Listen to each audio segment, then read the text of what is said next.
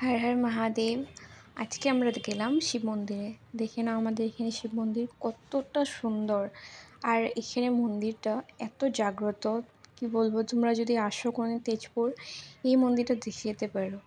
এত সুন্দর এখানে, মানে গেলেই মনটা শান্তি হয়ে যায়। এখনও এখানে গাছপালা এখনও আছে, কোনো গাছ এখানে কাটা হয় না। এখানে গাছ প্রকৃতিকে এখানে সেভ করা হয়। আর মন্দিরটাও সুন্দরভাবে বানানো, প্রতিষ্ঠিত। আর এই মন্দিরে আমাদের এখানে একটা কোনো বান্দর আসে না, তো এটা মানে আচরিত। আর শিবলিঙ্গ তো প্রত্যেক দিনে, বছরে বছরে দেখবে শিবলিঙ্গটা বাড়তেই আছে।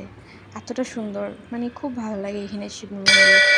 খুব জাগ্রত, যখনই যাবে একবার দর্শন করে আসো। দেখে নাও এখানে শিব মন্দির কতটা বড়। এখানে মন্দিরটা, শিবলিঙ্গতে 3.5 মিটার কাপড় লাগে শিব মন্দির যদি দিতে কেউ চায়। এতটা বড় শিবলিঙ্গ। আর এখানে সত্যি একটা, এখানে মূর্তি একটা বানানো হয়েছে, এতটা সুন্দর লাগে দেখতে, সত্যি খুব অসাধারণ। যদি কেউ তোমরা আসো তেজপুর, দেখে যেও। আজকের মতো এতটুকু, দেখা হবে নেক্সট ব্লগে।